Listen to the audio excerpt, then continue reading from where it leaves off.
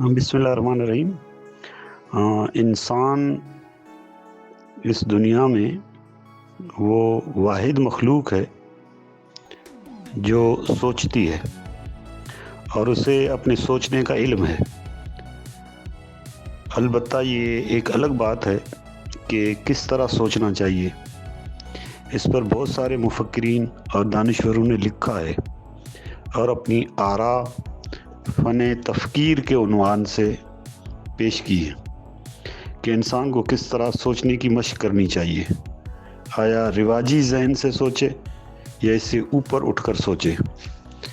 اس حوالے سے برِ صغیر کی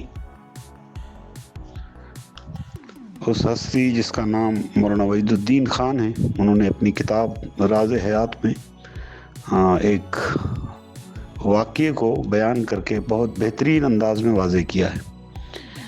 یہ واقعہ ہے ایلس ہووے، امریکہ کے مشہور شہر کا رہنے والا ہے اور وہ ایک معمولی کاریگر تھا۔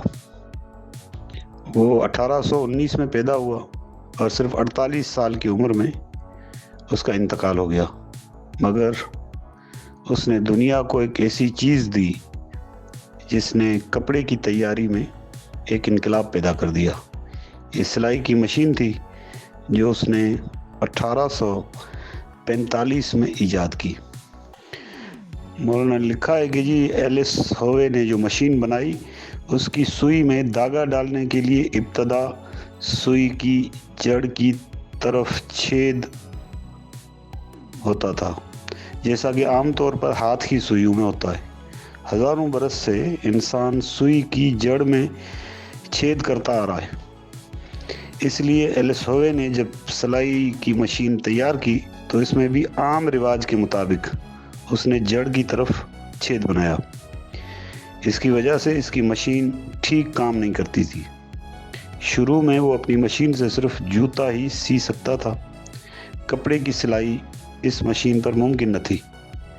ایلس ہووے ایک عرصے تک اس ادھیڑ بن میں رہا، مگر اس کی سمجھ میں اس کا کوئی حل نہیں آتا تھا۔ آخر کار اس نے ایک خواب دیکھا۔ اس خواب نے اس کا مسئلہ حل کر دیا۔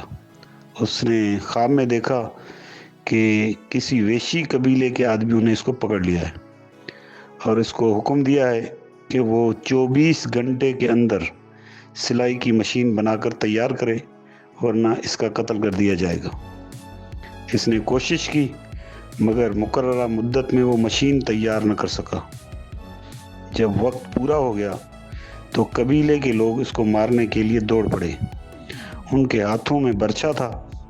ہووے نے غور سے دیکھا تو ہر برچھے کی نوک پر ایک سوراخ تھا۔ یہ دیکھتے ہوئے اس کی نیند کھل گئی۔ ہووے کو آغاز مل گیا۔ اس نے برچھے کی طرف اپنی سوئی میں بھی نوک کی طرف چھید بنایا اور اس میں دھاگا ڈالا۔ اب مسئلہ حل تھا۔ دھاگے کا چھید اوپر ہونے کی وجہ سے جو مشین کام نہیں کر رہی تھی، وہ نیچے کی طرف چھید بنانے کے بعد بخوبی کام کرنے لگی۔ ہووے کی مشکل یہ تھی کہ وہ رواجی ذہن سے اوپر اٹھ کر سوچ نہیں پاتا تھا۔ وہ سمجھ رہا تھا کہ جو چیز ہزاروں سالوں سے چلی آ رہی ہے وہی صحیح ہے۔